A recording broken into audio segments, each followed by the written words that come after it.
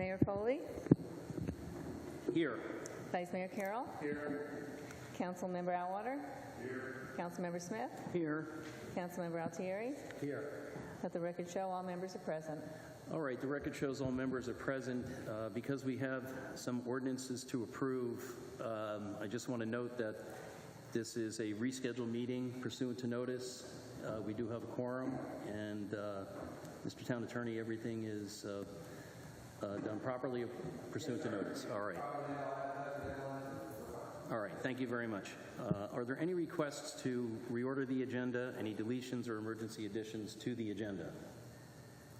If there are none, may I have a motion to approve in a second? So moved. All in favor? Aye. Terrific. Presentations and proclamations, we have none today. Item 4 is comments from the public regarding the agenda items. Are there any comments from the public regarding the agenda items? Okay, great. Yes, and if you could state, Judy, if you could state your name, your address, and which agenda item you wish to make a comment on. Glad to. Thanks for letting me speak. I'm Judy Orcutt. I live in Pebble Bay, 4665 Pebble Bay South, and I'm the president of the Clean Water Coalition of Indian River County. So I'm here to actually applaud you guys for your plan. Let's see, it's agenda item 8C, Ordinance 570. I'm here to applaud your plan to connect all the septic systems in Indian River Shores to municipal sewer. The alternative to connecting to sewer is to allow nitrogen-reducing septic systems, and those only remove 60% of the wastewater entering the lagoon, which in the current condition of the lagoon is not enough. So connecting them to sewer is definitely the way to go. I applaud you for that. It stops the pollution at the source, and of course, as everyone knows, our lifestyle and our property values depend on a clean lagoon. So if I have time allows, I want to also thank you for supporting another initiative that the Clean Water Coalition has advocated for and gotten moving in the county, and that's the anchoring limitation zone. I know that that's been shuffled back to the town at this point because of the cost of installation of the moorings and the signage and so forth. So I appreciate your working with us and with the enforcement of it down the road, because we have a real problem with derelict vessels and abandoned vessels, and as everyone knows, those end up polluting the lagoon too and are hazards to navigation. And finally, I hope that you will also support the fertilizer ban period, which is part of your ordinances, from June 1st to September 30. That's our rainy season.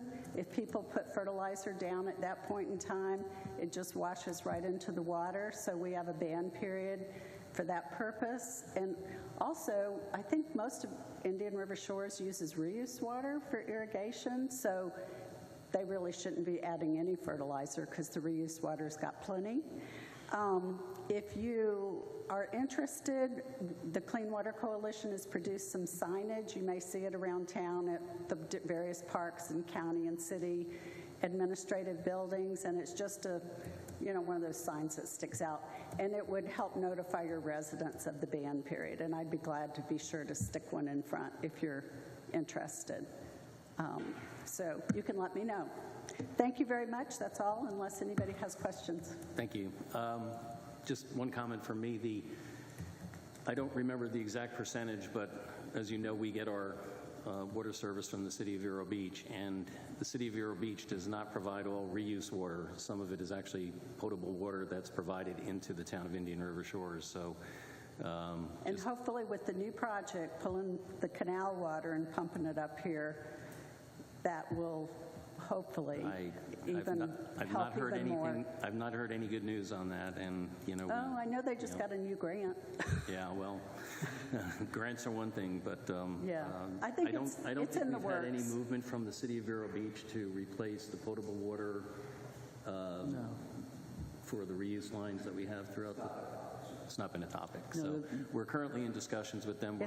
It's not what? it's not been a topic of discussion that they're Okay. willing to discuss. So Okay. we always bring it up, and we're always hopeful, but always disappointed. So just would like you to know. And I know you're on the Utilities Commission, but Not anymore. Yes, I know. We'll Okay. work with them. Is there Yeah. anything else for Mrs. Orcutt?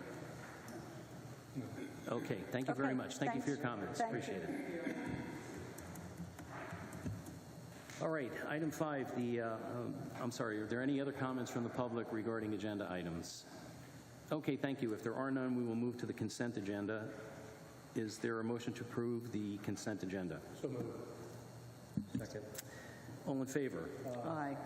Okay, we are now moving to the mayor's report. I have a very short report today. The county commission will have an interesting forum on moving the urban service boundary lines. So does it directly affect the town of Indian River Shores? It doesn't, but it certainly affects our area. My recollection is it's at the Intergenerational Center over by Oslo Road. The date is now escaping me, and I didn't bring the 22nd. So it will also be streamed, is my understanding. So for those who have an interest in the area and those watching the live streaming, we have our county commissioners that will be addressing an important step for really what the county looks like, over the next decades to come.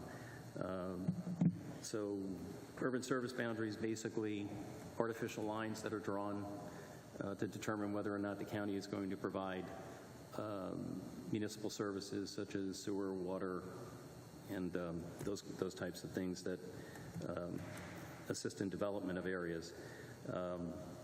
Mrs. Orcutt mentioned the anchoring limitation areas. That's a topic that the town and the County Commissioner O'Brien, when he was in office, were working on very steadfastly, and it's nice to see it finally coming to some type of fruition. Mr. Harpring will be addressing that, so I won't take the time to go into that in any detail. I was thanked by a town resident, the 7-Eleven, which is the nerve center for all communications from residents in the town, for the wonderful job the council did in addressing the traffic concerns. So on our behalf, I thanked the gentleman, but also told him that this was really a seasonal fluctuation and really didn't have much to do with us. So that's it. If there are any questions for me, I'm happy to take them. If not, we can move on to council member items if there are any members of council that have to bring up an item or wish to bring up an item. Councilman Alwater. Mr. Mayor, in a follow-up about the urban service area and urban service boundary, there has been one meeting already that occurred up at the North County Library, Sebastian, which I attended. There was a fair number of people there, and while it doesn't impact us in terms of being right next to the town of Indian River Shores, it impacts us from the perspective of really a tool to, in my opinion, to bring about some, quote, affordable housing or lower cost housing for all the people, the service people that take care of us, old people here on the council. And the urban service area, which is the area where the county provides utility services, primarily water and sewer, is mostly to the east of I-95, but there's two what I call donut holes there, and they were asking for suggestions. One suggestion that I had, which I know will throw some of the Let's Keep Vero people in a tizzy, is the idea that you expand that area to some degree, but require that any builders going in build affordable housing and maybe, God forbid, go up a couple stories above what we have so you can try to get some lower cost housing so people in their 20s and 30s can actually afford to live here. So I put that out there as a suggestion. So, but it was a good meeting. I would definitely suggest you attend. The other thing that I had was last week, again, this doesn't impact us directly, but it would in a hurricane situation.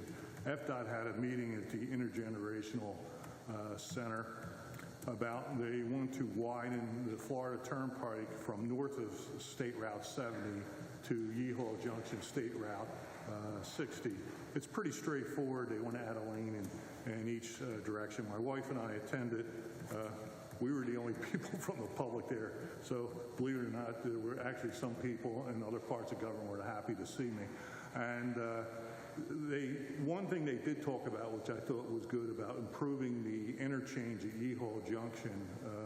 I remember one time we evacuated from Hurricane Matthew, and there was a huge bottleneck there. They have improved that to some degree, but they want to make other improvements that help the flow of traffic. So I'm going to write them an email suggesting that they go to this alternate B. So it'd be a good thing for us if, God forbid, we have to chase out here. It gives an alternative trying to get up I-95 when everybody and his brother and sister are trying to make it up there to go north. So just wanted to bring those two. So, Bob, are you saying they're going to put in a new entrance onto it, or it's going to be the old entrance but improved? It's going to be sort of a combination. They're going to keep the old entrance primarily for southbound, and they're going to create a new entrance in the same location for northbound. And based on the drawings I see, will definitely improve the flow of traffic. So I think it's a real good thing. So that's it for me. Great. Thank you, Mr. Elwater. All good points. If you can leave the handout, I for one would love to take a look at it, and we could probably make copies for the rest of council. And having tried to evacuate, I believe it was during Matthew, I was stuck for 2 or 3 miles for a good 2.5 hours. So it's that bad a bottleneck. I don't know if it came up at that meeting. Thank you for attending, but it's also, I think, the only exit between south on the Florida Turnpike here for, 20 miles, 25 miles? So it's quite a bottleneck. So thank you very much for bringing those items to our attention. Is there anything else from council? All right. Let's move on to the agenda item 8, discussion with possible or probable action. 8A, ordinance number 571. We have a second reading of the Land Development Code Amendments Phase 2. Mr. Sweeney? Yes, thank you, Mr. Mayor. This is ordinance number 571, ordinance of the Town of Indian River Shores, Florida, revising, updating, amending, and/or repealing the Code of Ordinances of the Town of Indian River Shores as follows. Title 9, General Regulations, Chapter 160, Introduction, Zoning, Districts, Design Standards, Chapter 162, Off-Street Parking and Loading, Chapter 163, Landscaping and Walls, Chapter 164, Signs, Chapter 165, Floodplain Management and Damage Prevention, Chapter 166, Subdivisions, Chapter 167, Environmental Regulation, Chapter 168, Development Review Procedures, Chapter 169, Concurrency Management System, CMS, providing for conflicts, providing for severability, and providing. Thank you. That's quite a mouthful. As it is a second reading, are there any comments from the public on the second reading of proposed ordinance number 571? There being none, are there any questions or comments from council? Any discussion? Not seeing any, is there a motion to approve? Second. Okay, so we'll have Mr. Elwater with the motion, Vice Mayor Carroll is the second. We'll do a roll call vote, please. Mayor Foley? Aye. Vice Mayor Carroll? Aye. Councilmember Atwater? Aye. Councilmember Smith? Aye. Councilmember Altieri? Aye. Let the record show the motion passes unanimously. All right, thank you. Moving to item 8B, ordinance number 569. This is the second reading of the purchasing policy amendment. Thank you, Mr. Mayor. This is number ordinance number 569, ordinance of the Town of Indian River Shores, Florida, the municipal corporation related to Chapter 31, Town Finance of the Code of Ordinances, providing for administrative changes, amending Section 31.02, procurement of goods and service, sub A1, 2, 3, 5, 6, C4, and amending Section 31.03, bidding process, D4, providing for repeal, providing for conflict, providing for severability, and providing for effective date. As mentioned, this is the second. All right, as this is a second reading, is there, this is an opportunity for the public to comment. Are there any public comments? There being none, are there any comments or questions from council? Just a housekeeping, Mr. Sweeney. In Section 1, where we're referring to 3102B, and then subsection 5, emergency purchase, the last sentence reads, as used in this section, the term emergency means a sudden unexpected turn of events that causes, and there's a colon. There were 5 causes, A through D. They should probably be recounted here in the ordinance. Understood, sir, as far as making it clear exactly what to modify and confirm. I understand what you're saying. Again, I don't believe that changes the substance of the ordinance, and given that this is the second reading, I don't believe that there's any reason that would be used and have it pass it on second reading. So that will be noted for the clerk, and let me ask. And I think in the end, there's, because there's no changes in that section, we just left the remainder out for really convenience because that causes piece under 5. The only change in that section is the 10,000 to 35, so we left the remainder of that section out because there were no changes that were affected. The subsections you're talking about, if they're not modified, typically they wouldn't be reprinted in a provision of an ordinance like this. The reason you see the subsection, as Mr. Hartman was saying, B5 there, the number is a strike through on the 10,000. Yes. Right. So since we didn't actually modify any of those subsections, they would be fine to not have been reprinted here. Okay. But noted, and that'll be part of the record to make sure it's actually clear for everybody in the public. Yes, sir. Okay, so where does that leave us? We don't have any substantive changes. If it's a Scrivener's issue, do we need to make an amendment to it, or are we No, okay? there's no need for an amendment unless the council wanted to, certainly, but as explained, those aren't actually changing. This is providing the exact guideposts so that when it's applied to Municode and read in, the change you will see is that specific change. The other sections are not changing, so we don't And just by way of comparison, for explanation, if we look at section 1, you see 31.02, you have A, 1, 2, and 3, and then you have B. You'll note that we don't have 1, 2, 3, and 4. We just have 5 and 6 because those are the only sections at all that are changed. It just allows for convenience not to print the ordinance or the sections in their entirety when there are no changes in those sections in the entirety. But I'm very happy to, we can include them, I'll forward them to you after this meeting, but we can include those in the future at your, at the council's direction. It's just that when there's no changes, we tend to leave the bulk out. But does this go into the code of ordinances as it is? This piece of paper, no. I mean, the ordinances itself will be amended. We'll transmit, our excellent town clerk will transmit the changes, and you'll see those. In other words, you'll see the 10,000 and 35,000 change. Nothing else has changed. That's why it'll just be incorporated into what already exists. Understood. Okay, so no need for any Scrivener's change. Is that, Mr. Altieri, does that satisfy your comments? Yes, it does. All right, fine. Any other comments or questions? If there are none, is there a motion to approve? So moved. Second. All right, roll call vote, please. Mayor Foley? Aye. Vice Mayor Carroll? Aye. Councilmember Atwater? Aye. Councilmember Smith? Aye. Councilmember Altieri? Aye. Let the record show the motion passed unanimously. Thank you. Item 8C, ordinance number 570. This is the first reading of the comprehensive plan change. We already had one comment from a member of the public regarding the agenda items. Are there any other attendees who would like to comment on this? If there are none, and seeing none, are there any comments or questions from council?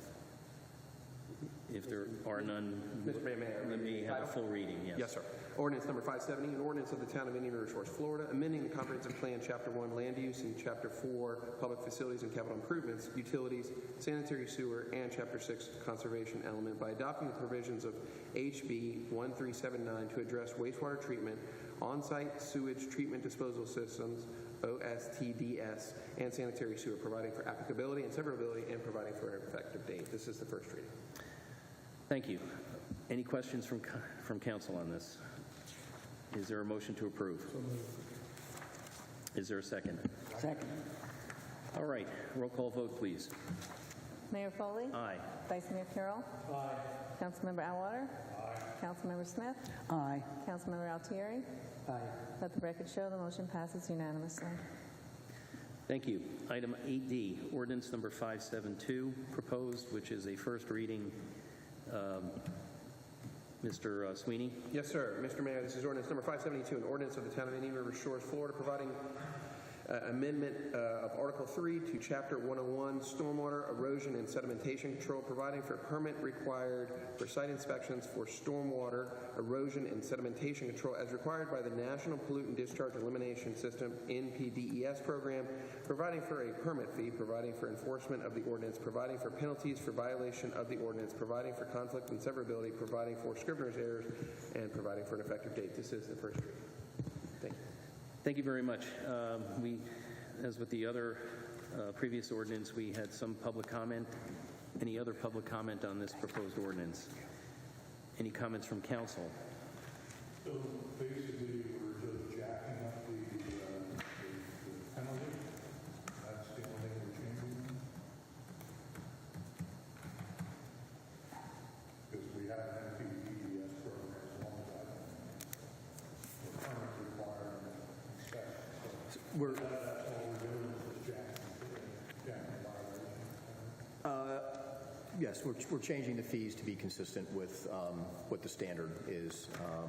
In other words, well, in brief answer, yes. In other words, the state fees, surcharges can change, but we've established what our particular fee is and the violation as well. There's a small modification relative to the delegation under 101.38, and the other change is the nomenclature, because as you'll note previously, these were under 101.21, but we wanted internal consistency within the code, so we changed the actual section numbers. In substance, though, it is the fees and the delegation of responsibility. Okay, under section 101.37, we struck out the permit fee. So how, okay, so we're going to, anytime we want to change the permit fee, we do it by resolution. Yes, sir. Yes, sir. Thank you. All good comments. For what it's worth, if we're going to have one of our town people out there enforcing this, I think we ought to make it worth our while. Kind of reminds me of the $10 fine for illegal parking that was on the books forever that we changed a few years back. So, Jake, we're going to make it worth your while to go out and have a look at these. All right. Any other comments from council? Just a question of section 101.23, 101.39 penalties. It says violation of any provision of this ordinance shall be subject to the following penalties. What provision other than the filing of a permit would lead to a violation? I'm sorry, could you repeat that, Council? It says violation of any provision of this ordinance shall be subject to the following penalties. And the only provision, the only compliance provision is a permit, filing for a permit. Is there any other potential violations of this provision? I don't see it. Well, disruption, discharge without first obtaining the permit? Well, there are illegal discharge pieces associated with it in terms of penalties. And I will say that using the broad language is certainly much better than using narrow language in terms of encompassment. And I say that because many times there are, as I said in this, there's fines or penalties for illicit discharge or failing to follow a notice from our enforcement officer or building official to get a permit if they haven't. So that's why the language is broad, I guess. Well, my understanding, after a certain amount of rainfall requires an inspection. Right. Make sure that there's discharge, which can be very difficult during rainy season. Yes, we do both. Just for edification purposes, we have a certified MS4 inspector on staff with our Public Works Department. When there's a certain amount of rain goes out, we go out affirmatively and do that, but then we have just regularly scheduled calendared baffle box inspections and things like that. Right. So is it fair to say, and I'm asking this rhetorically, that this is just the enforcement provision for a number of state mandates in addition to local laws that require certain things to be done within the ambit of erosion and stormwater control? So this is the penalty provision, much like a sentence guideline. After a crime is committed, then this would be the consequence if you don't get the permit or you violate the provision.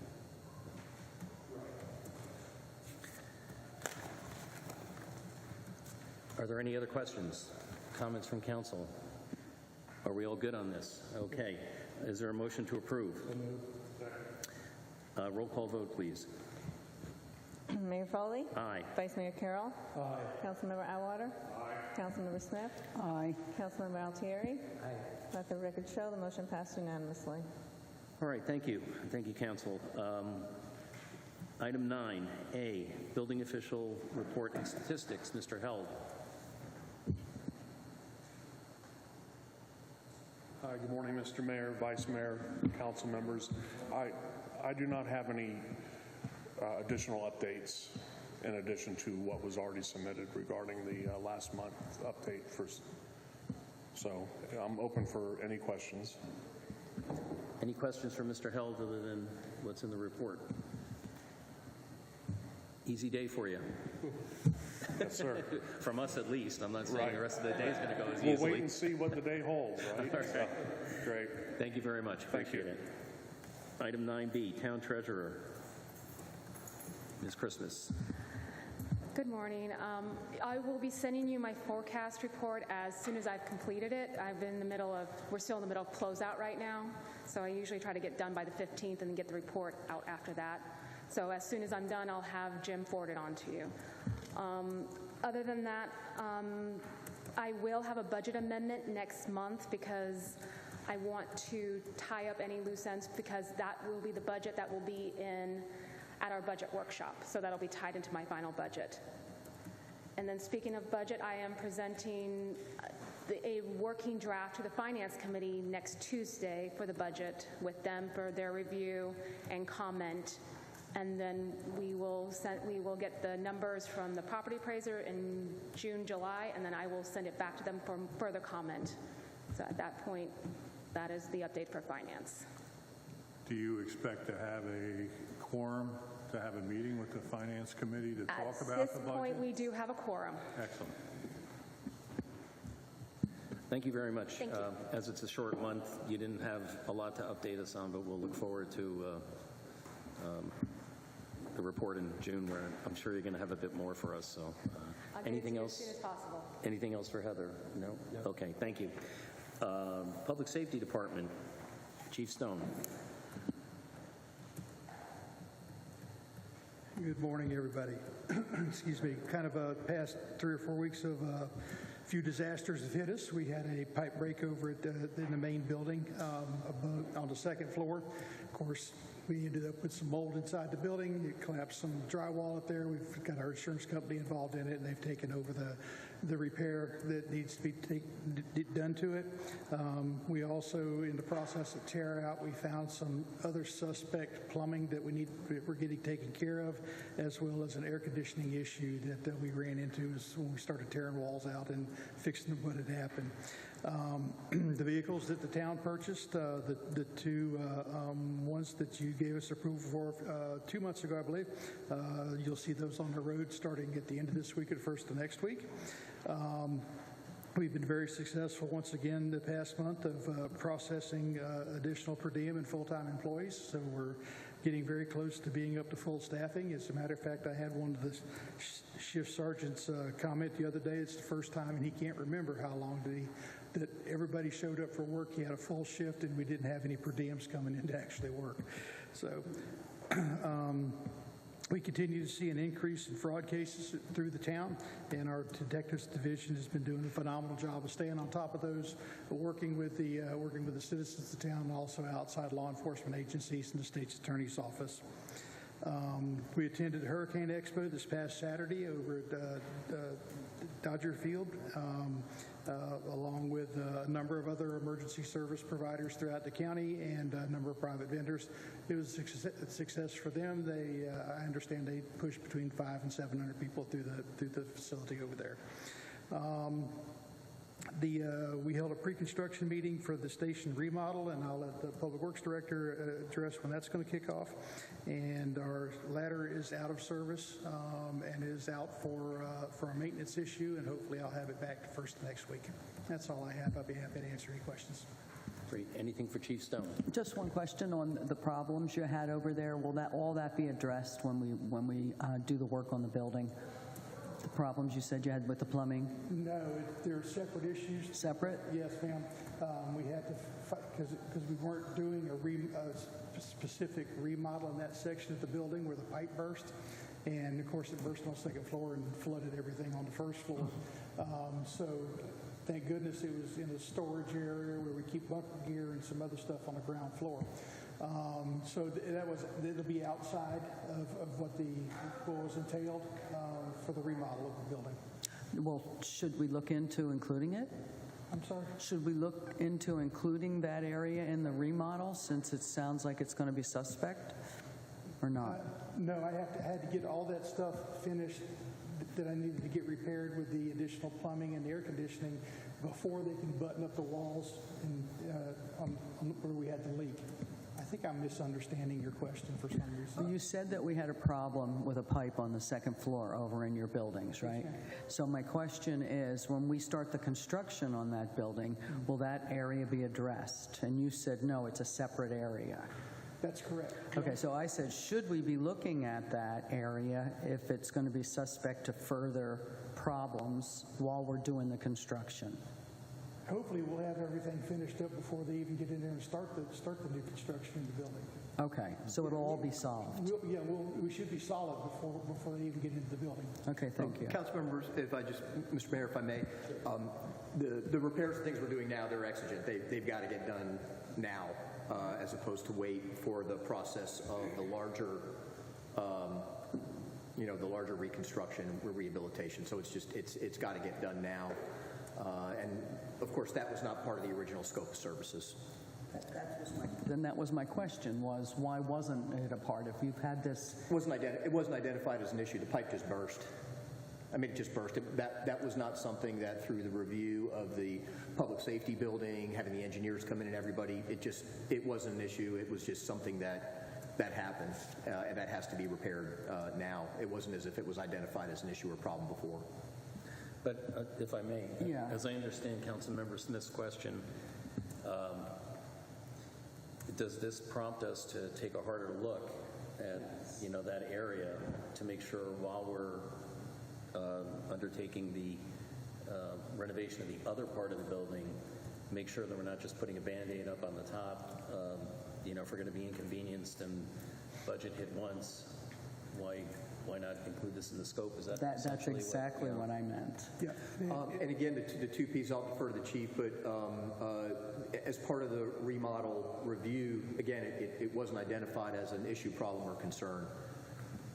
No, I think I understand we both that, understand that. What but it we're saying was. is let's, maybe we should have a relook, just make sure that, we're not going to go through this remodeling and there's something suspect with the pipes on the second floor and other areas, have a full, is that a fair assessment? I'll defer to the chief, but I think Yes. that was part of the evaluation of the problem, the identification of the fix as to what it was. That is correct. When they got in there and did the tear out to see how far the water had actually spread when the pipe burst and the damage that it had done, they of course removed drywall and other things where the plumbing could come through.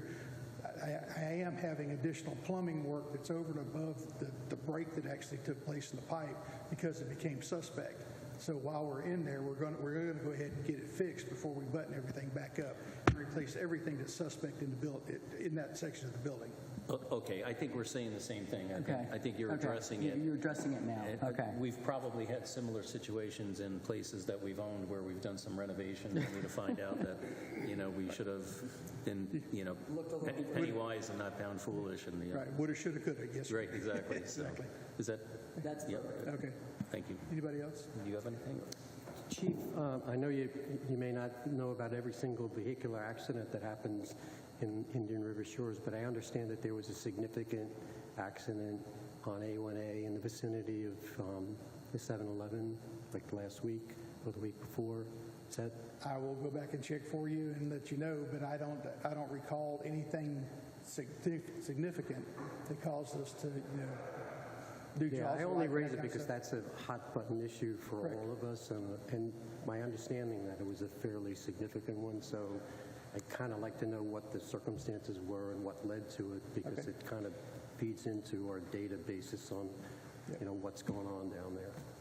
Yeah, the only one that I can remember of any significance over the past 30 days or so was actually to the north of Town Hall, past the main gate into Johns Island. That's the only one I remember that was significant. So I'll double check though, make sure. Thanks. Yes, sir. With regard to these financial fraud cases, is there any pattern that's developing on this? Yes. And that's as far as I'm going to go. There is, and it has to do with internet. They're hacking their personal PCs and getting into their bank accounts, and that's where the fraud is taking place. So when we become aware of that, we work through that with not only the FDLE, but the local state's attorney's office. And we had a big case this past Friday evening. Okay.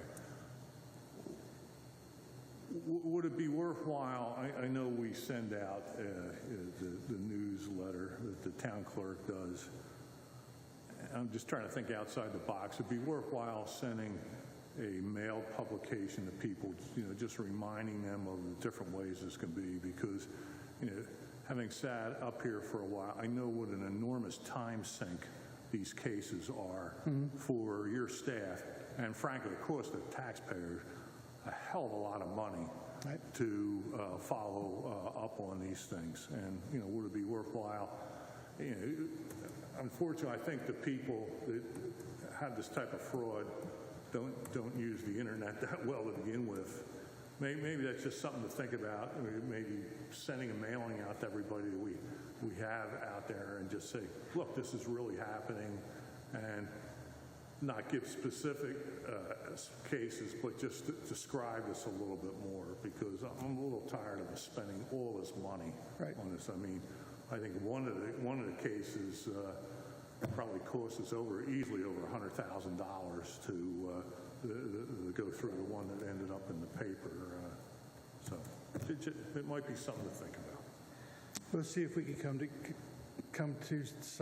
put something together to get to our homeowners associations and all the management companies to see if they can include that into their newsletters too, and see if we can get the word out. Yeah, I think Councilman Alwater has a good idea. The more, and these, I get a few of them. I mean, they slip through any of even the best filters, and they're getting more and more sophisticated. Correct. You've been charged for your Microsoft 360 account. If this is an error, please respond back so that we can refund your account. Well, once you provide that information, then guess what? Your PayPal account's going to be charged, or all they need is the information for the proper email address to sync it. So I think it's a good idea to. Yep. We'll put something together. Terrific. Okay. Thank you. Yes, sir. Thank you all. Anything else? Okay. Thank you.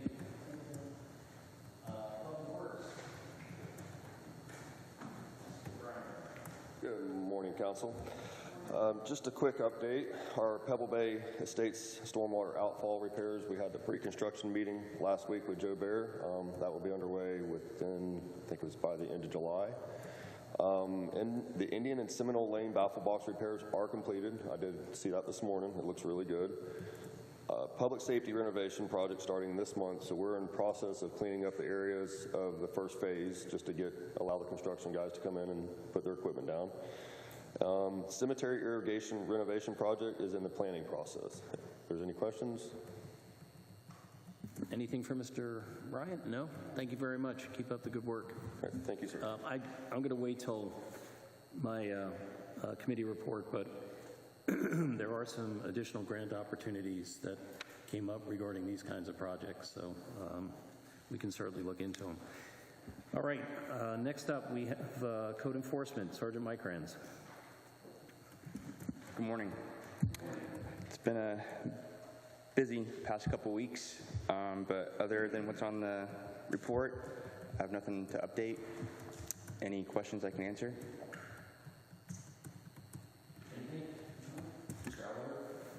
With regard to the real estate signs, you state that you give them a copy of the ordinance. Yes, sir. And I'll be honest, I don't remember what the ordinance looks like. Frankly, can the people you give it to, do you think they can understand from reading that ordinance, or should we try to give them a page with some bullet points on it? I get this question asked of people in the real estate, well, you know, why are you guys so tough on this? And frankly, I don't understand it, which may be my issue. But, you know, do we have sort of a one-page flyer that just boils it down to simple terms? We do not, but I can make something up. I think that would be helpful. I certainly like to get a copy, so when I get calls from people saying, you know, why are you guys being so tough on the realtors, I can just say, hey, here it is, or I'll scan it and email it to you, or something like that. It just seems to be like an ongoing issue that I It is. So. It is. Mr. Mayor, if I may. So if I may first, you know, I'd just like to respond to that. So the two issues are, do they understand it? And then the other one is, why are we being too tough on them, or why are we being tough? So Well, I'm just saying they're being tough. No, I'm not saying I understand. agree with that. That's all. I understand. Okay. The ordinance is pretty simple. It's got dimensions. It tells you what's permitted and what's not. All the reputable realtors I know have those signs. They have them with that dimension. My personal opinion is when the market is no longer sizzling hot, interest rates are high, people want to move things, they want to put signs up everywhere, which brings us to the second question. And why do we have the ordinance? Because we're different. You know, we want different aesthetics in this community. We don't want, you know, a floppy man sign saying open house here and open house there. And you know, I think the realtors know all too well what's required of them. There's an education program that goes on. I think, you know, that's part of the reason why we have our own code enforcement fellow, Sergeant Mike Rands. And I know your first, what is it, the 3 E's, educate, encourage, and enforce. So I'm sure you see a fair number of repeat offenders, people who you know are aware of this, but they try to push the envelope. They want to make a sale. So, you know, it's kind of like saying, to me, it's kind of like saying, I know the speed limit's 35 through there, but I'm really late getting my appointment, so I'm going to go 45. And if you catch me, okay. If you don't, I make it to my appointment. So that's my 2 cents on it. I get these comments to Councilman Alwater, and I just say, that's our ordinance. That's the community we have. That's the community that we want. So sorry, you're not going to be able to put a wooden stake with an 8 by 4 foot sign there that says open house today and keep it up for a week. Look, I'm totally in agreement with the ordinance, so I don't want to... Okay, thank you. No, I understand. I'm not picking on you. I'm just trying to communicate with folks and frankly get them off my back. Jake, have you ever fined anyone? I mean, I always see, how many realtors do we have? You give out... There's quite a few. But I mean, have you actually fined anyone? So between myself, Max, and Larry, they pull the signs. I take the information on the sign and actually have a folder for each real estate company. And there's multiple from each company. So you've never fined anyone? Never find anyone, but I do contact them, let them know we do have the signs. I give them a written warning just so it's documented, and a copy of the ordinance stating the regulations and requirements from the town. So how come we've never fined anyone? For repeat violators, we do. Oh, you do? Okay, Yes, that's ma'am. what I'm asking. Yes, Okay. there's probably 2 or 3 that have been repeat. And they haven't done it since they paid the fine, so it's working. Thank you. Right, and that's why we had our town manager made the excellent suggestion that we have a special magistrate set up so that we have a mechanism to deal with this as opposed to a code enforcement board. And, you know, I'm not being tough on realtors either. I mean, everybody's got to make a living. My mother was a realtor, helped put me through school doing that stuff too. But out of curiosity, I went back and I looked like, are we really that tough? And I think we'll find that we're not all that tough compared to other communities of similar stature. Some have much stricter guidelines than we do. Like, you know, you're only allowed 1 sign on the property. So if we take a look at different communities of a similar scale to us, We're actually pretty good. We're probably in the middle of the pack when it comes to that. So, anything else on this? So, thank you. Keep up the good work. Thanks. Thank you. Town Clerk, Janice Rutan.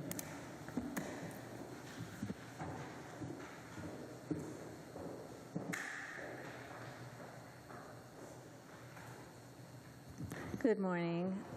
I just wanted a very short report that we did host the Clerks Association for Indian River County. All of the municipalities were represented along with Supervisor of Elections, Leslie Swan. It was a bittersweet meeting because it was Tammy Bursick's last meeting. She retires on June 28th. So we presented her with a plant from the town of Indian River Shores for all of her assistance over the years and for your professional working relationship. So she did send a thank you to all of us for hosting the luncheon and for acknowledging her retirement. Thank you. Thank you. Anything for Janice? No, we talk to you on a daily basis anyway, so you're all good. Thank you, Janice. Town Attorney Report, Mr. Sweeney. Thank you, Mr. Mayor. Today, I do not have any updates. Happy to answer any questions if you have any. Anything for the Town Attorney? One general question. Yes, sir. Very odd session of the legislature. I don't remember this many bills still hanging out there, and I lost track, but there were over 100 a couple of weeks ago, probably about 70 or 60 or 70. Any rhyme or reason how we can figure out what's still going to be presented to the governor, or is it just... The best advice I can tell you is that there is no time limit on when it's presented. So if they pass both houses of the Florida legislature, there is no legal time limit on when they have to be presented to the governor. There is a time limit once they're presented for him to either sign or to veto or to ignore and then it's sent back. I have been told that he is receiving them in batches, and he's receiving them maybe weekly or bi-weekly when he would be around different parts of the state to make presentations. I think we saw a couple 2 or 3 weeks ago in a batch of 4 or 5. The only one I know for a fact that has to be attended to is the budget. But other than that, I've been told that we could expect to see these all the way up until November of this year potentially be presented. Right, so it has to be done before the next session starts? Is Correct. So still hanging out there, we've got Vacation rentals. We have homeowners association, which doesn't cover condo associations. It covers homeowners associations, which, you know, I'm sure is of great concern to a number of homeowners associations because it essentially strips the HOAs of substantial ability to regulate their own communities. There's so many out there, I have a mental block on it now, but we'll just have to keep track of it. And I would just ask that as you see these things come up, please send a memo to us in council. Yes, sir. Absolutely. So that, you know, we can, we have usually a limited time frame to contact the governor's office and for what it's worth, say, please don't sign this. Yes, sir. Or please sign this. There are a couple out there that we would, you know, certainly like to see enacted. So thank you very much. Yes, sir. Anything else from Mr. Sweeney? No? Town Manager, Mr. Harpring. Thank you, Mr. Mayor, Mr. Vice Mayor, Council. A couple of items before I give a brief presentation on the status of the anchoring limitation area. Regarding solid waste, the Board of County Commissioners has a meeting on the 21st in that regard. We received best and final offers in their totality from FCC and Waste Management. On the best and final offers, Waste Management came in better than FCC. I say that generally. I say better. I'm putting together some comparisons for you outside of all of the sort of voluminous spreadsheet documents that we have in that regard. And we'll try to put together, after the May 21st BOCC meeting, I don't want to get ahead of ourselves on the decision. We'll put together a rate comparison sheet to distribute to council and for the community to see exactly where the rates will be. There will be a lot of transition, obviously, since we're going to be leaving from Republic one way or another, and we'll sort of have an itinerary and outline for that. Keep in mind that the term date of the agreements is October of 2025. So the good thing is we'll have more than a year to prepare for a lot of those changes and modifications. We've had a very brief, higher-level discussion with the Property Appraiser's Office as a contingent discussion, operating under the my hope, that the Board of County Commissioners decides to go with universal as opposed to subscription. So at that point in time, what we'll see is if that is the case and they go with universal, then Mr. Sweeney will be preparing some ordinances and so on, and we'll have to have, we don't want to get too deep into it, we'll have a public hearing because it's technically a tax that will go on the on your tax bill as opposed to a subscription bill from the provider. So I'm happy to talk at length at any other time on this. But again, the BOCC meeting is on the 21st of May. Just because it's a convenient stopping point on this, does it make sense for council to encourage the county commissioners to opt for universal, given the, you know, what I perceive to be the great benefits of that? Or are you comfortable the negotiating team can persuade the county commissioners that, you know, our council is supportive of that approach? Yes. I do think that actually, yes to both. I do think that just for you, Councilmember Atwater. That reminds me of when I asked a friend if he was walking to school, and he said, "No, I packed my lunch." Oh, thank you. I do think it's important. I was at the last BOCC meeting on this topic. I spoke and supported the idea of universal for a variety of reasons. Staff is recommending that. In other words, BOCC staff is recommending that. I've recommended that on behalf of the town. I think that there are some council members that are not convinced of that. Others have, or excuse me, BOCC members. Other BOCC members have said, listen, we need to, you know, rely on staff as their recommendation. And I will hasten to add that as it stands right now, 70% of eligible people, homeowners, are subscription in Indian River County. So in a way, I think the way to think about that is that 70% of the people in Indian River County have voted with their pocketbook to say that they want universal garbage service because they already subscribe to it. A very small percentage do not, again, roughly 30%. So I do think on the one hand, it is important to reach out, if, at your discretion, to BOCC members, and I'm happy to talk to you later about this as well, because I did note to them that we essentially have universal service because we have an ordinance that requires you to subscribe. And I talked a lot about what that would mean for the county overall. And then to the second part, I do think that county staff and myself have made it pretty clear that we support universal all along the way of this entire process. So yes and yes. All right, well, let's make this simple. I think absent any discussion or objection from council, if you feel submitting a formal written statement to the county commissioner saying that, you know, the town council supports, you know, universal subscription and, you know, see below why, which are the reasons we don't need to discuss here. Yes, sir. Is there any objection to that, or, okay, all right. So feel free to do that. I think it'd probably be a good idea to do it just because, you know, things said in negotiating committee meetings kind of get lost on the record, but. Yes, sir, I'll take care of that. All right, thank you. And I'll make sure council gets a copy of that. Sorry to interrupt. Thanks. No, sir. Jim, a quick question. Which service providers are still seriously in Waste line? Management and FCC. Initially, and I'll get these numbers out to you. I'm sorry, FCC? FCC, yes. I'll get those numbers out to you. FCC was the lower total number overall in the initial round in the best and final offer. Waste Management is now below FCC. And I'll get all those details to you. I just want to pull them out from we just had a meeting on this on Friday, so I want to get it all together for you in a coherent sense. Jim, is that the only thing I'm sorry, go ahead, you go. Is Republic out of the running? They are. Because they withdrew or didn't make a bid, or? No, they did. They just did not, in the initial rankings, they did not make it cumulatively to one or two.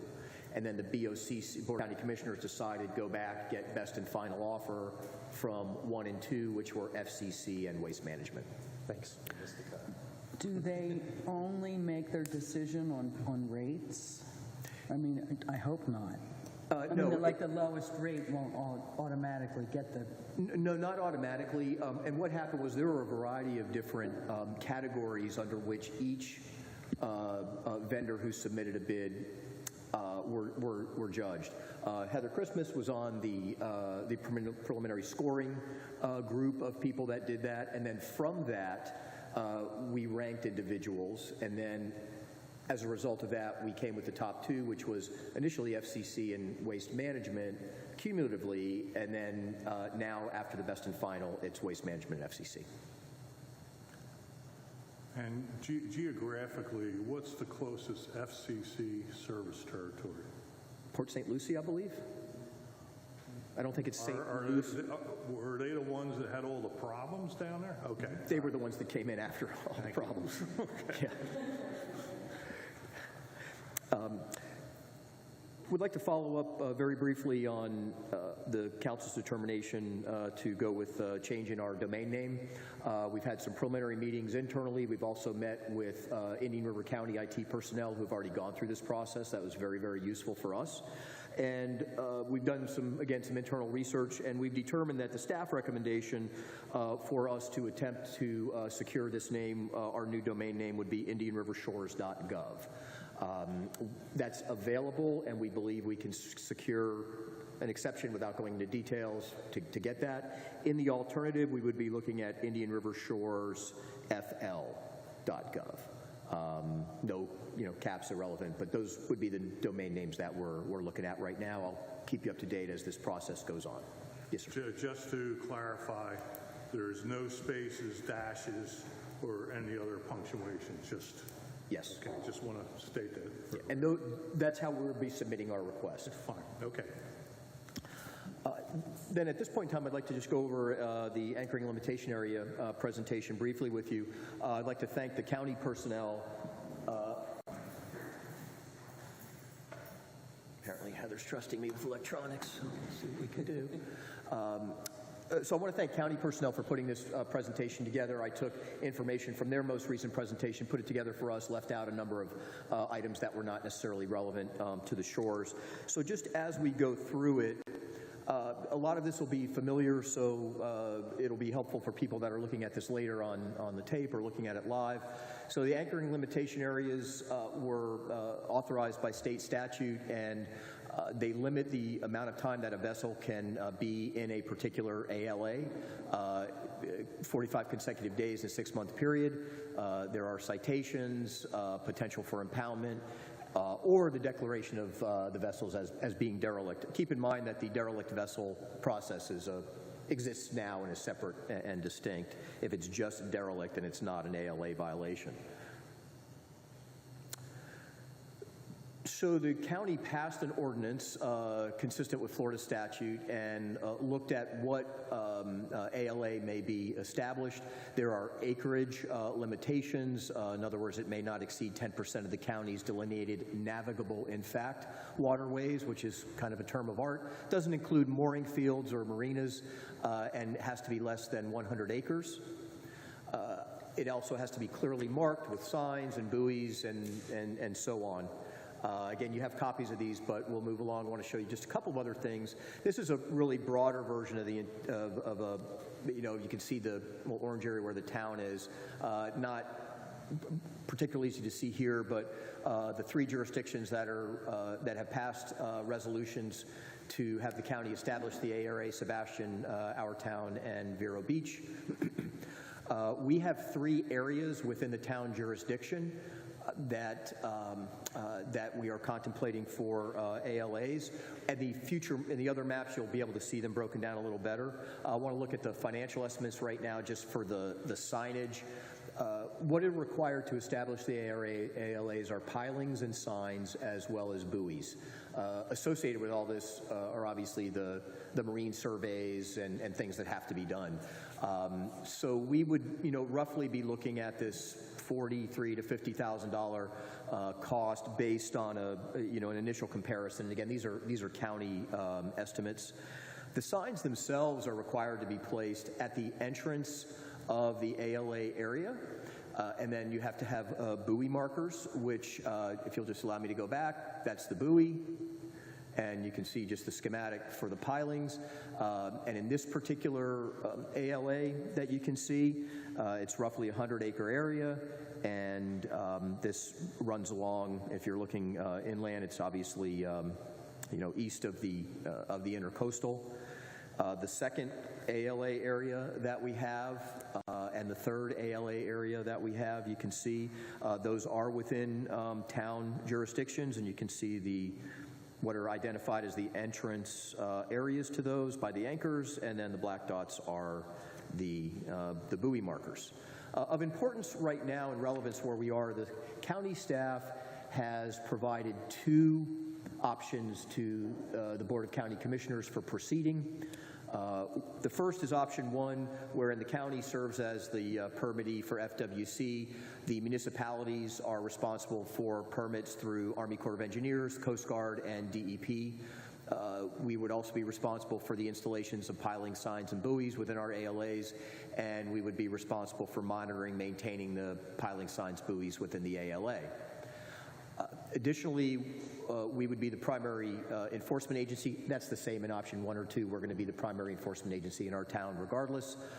In this option, the county would reimburse the municipalities 50% of the cost associated with the installation of the piling signs and buoys. The municipalities would bear the responsibility for the maintenance, and in the event we were to fail to monitor, maintain, or enforce the ALA, the county could exclude us from their ALA. Now, some of those considerations, and again, county staff is recommending option 1 to the BOCC, is that the county work with the municipalities and FWC and look at some potential grants and otherwise. Option 2 is the option that all of the municipalities favor, which there's some analogous bullet points for both with some very notable differences. First, the county would serve as the permittee for FWC, but also they would be responsible for permitting through Army Corps, Coast Guard, and DEP for sign and buoy deployment. The county would simply invoice the municipalities at 100% cost for those items. Same thing for the installation of the buoys and the pilings and the signs, and the county would be responsible for monitoring and maintaining the piling signs and buoys within the ALA. I have noted off of this, not off the record, but just simply off of this, that given that we would be primary enforcement, we're happy to do the monitoring as well, if that would allay any concerns that the county might have. Again, as with option 1, we're the primary enforcement agency. In this option, the municipalities would cover 100% of the cost, and then if we fail to reimburse, then we would have the same thing. The county could exclude us. As I noted, notwithstanding the cost difference, i.e. in option 1, we're getting reimbursed 50% from the county, but in option 2, we're being invoiced by the county and paying 100% of the costs. Notwithstanding that cost differential, I believe from a management permitting standpoint, I think it's better for the county to do it. I represented that to the BOCC when I spoke with them last at their last meeting on this topic. But we're not there yet. The BOCC directed their staff to get back with the municipalities to see if we could come up with, as one of the commissioners noted, option 1.5 or somewhere in between to try to make this happen. On the one hand, we believe that it would be more expeditious if the county did it in its entirety, but again, everybody has their own interests in regard to it, though I will say the collective interest is certainly the lagoon and the waterways and being able to make this happen. So that's what I have on the ALA. Are there any questions? Yes. It sounds like a nightmare. It's really not. The permitting piece, yes and no. I'll say the permitting piece is going to be where there are going to be a lot of hurdles, a lot of staff time. However, some of the items associated with that can be used for all of the permitting pieces. For example, there's going to need to be a marine survey to identify the exact locations of the pilings and the buoys. That's going to happen, one way or another. It's not going to happen separate and individually. So We have not heard back from the county yet because this meeting was just very recently. So once we hear back from them, we're going to continue to negotiate how we can make this happen. In the end, I think all the administrative work is the upfront work and the permitting and the installation. After that, we have a boat on the water regularly. We can definitely handle the monitoring and the enforcement 100%. That's not the issue, but we'll get there one way or the other. Okay, but at the Beach and Shores meetings, the derelict vessel issue is huge, and it takes forever to get rid of them. So this does not address someone leaving a derelict vessel in this ILA area.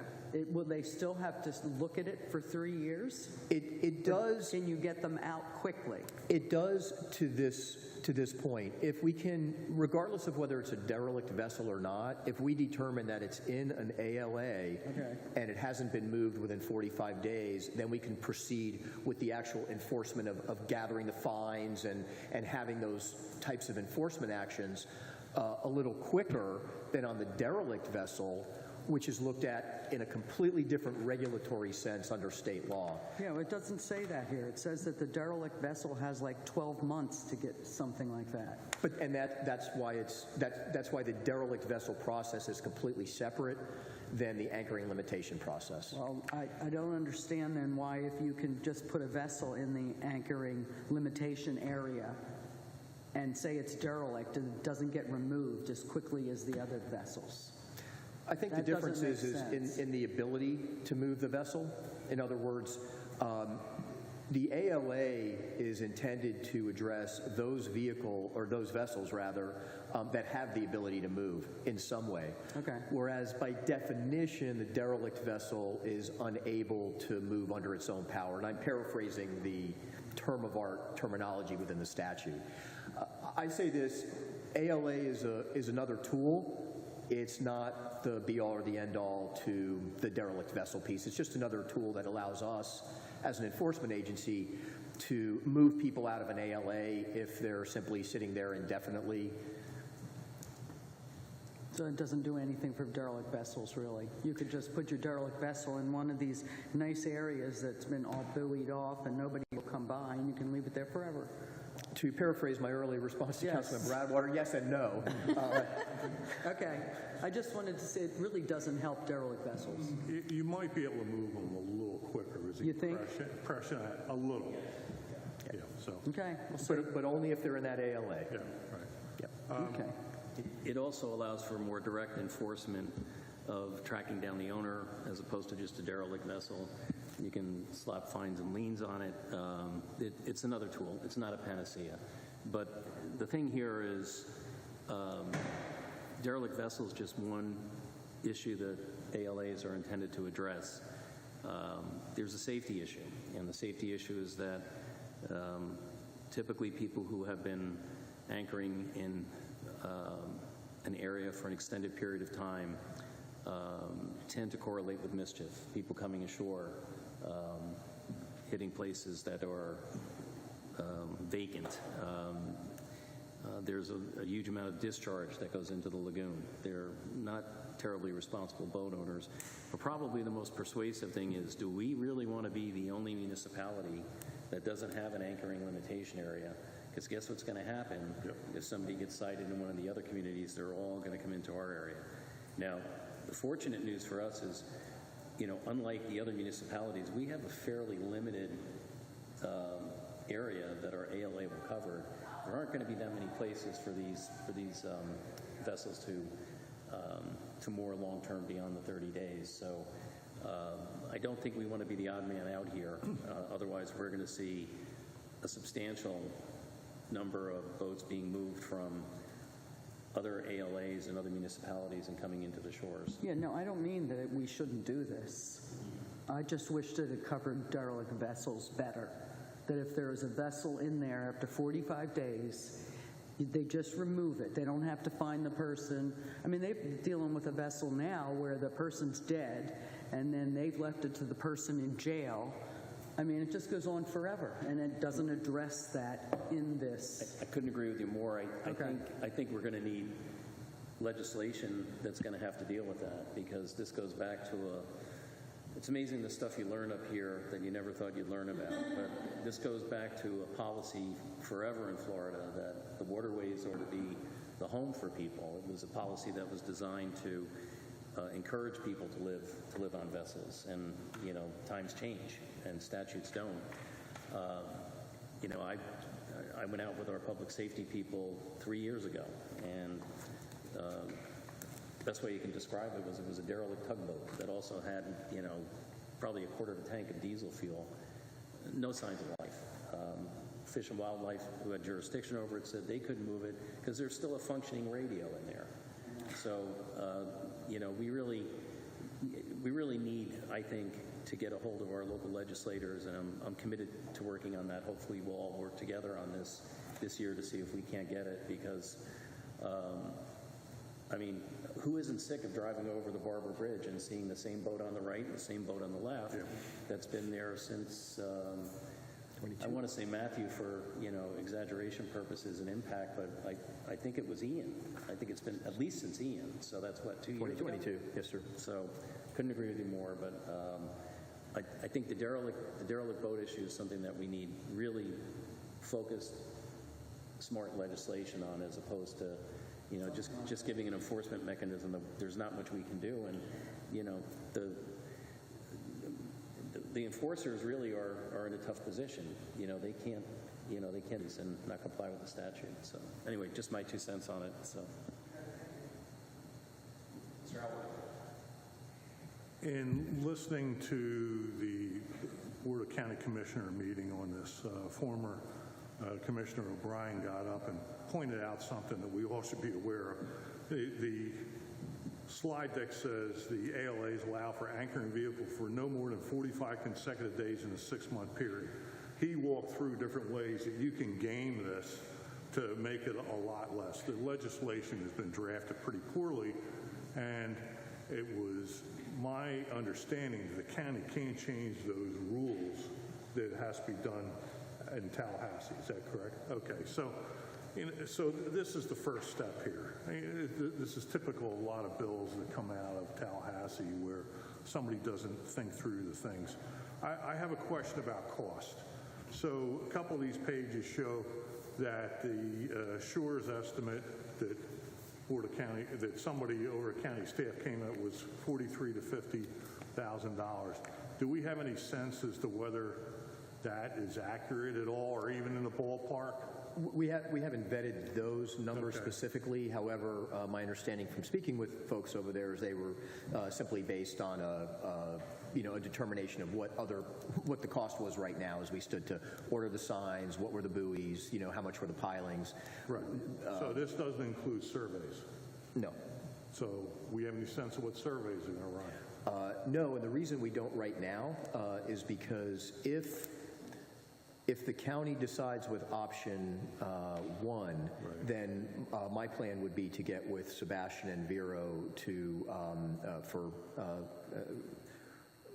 really based on economy of scale and collectively get the surveys done under one umbrella, as opposed to each of us doing separately. Same thing with the contractor for the installation of the pilings. The signs themselves they're all standard purchase online. They're de minimis in terms of the signs and the buoys. It's really not that.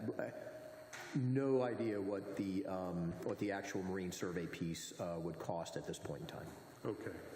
And then under option 1, there's a discussion about funding the estimated amount of $106,500, $127,000 will be made available via budget amendment.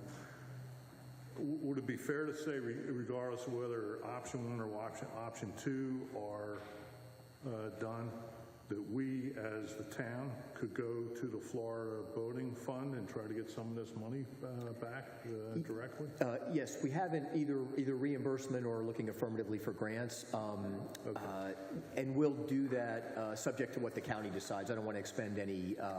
No, well, I'm just saying if we get stuck doing the whole shebang or organizing ourselves separately outside of the county with Vero and Sebastian, that we could try to go get some of that money. Yeah, we'll either try to get grant money up front or reimbursement. Yeah, okay.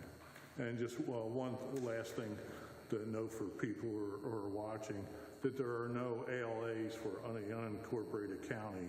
And it was interesting that Peter O'Brien said, he said without saying, I think you're wrong, you're going to need some of these. I think about down in the Moorings area, that big development down there, I could just see people setting up down there. So that was a bit of a head scratcher to me when they walked through this. So, but that's all from me. Yes, sir. Mr. Mayor, that's all I have on my report. Anything else? All right. Thank you. We all know about angry invitation areas now. And we'll design, I think, the points made by Councilman Miller and Councilmember Smith are well taken. We do have to recognize this is age-old, it's the first step. I think in order for it to be fully effective, it's really going to need refinement, for lack of a better word. I think it's the strong word we're not going to use, but I feel strongly we want to be out first time on this. I think we all agree on that.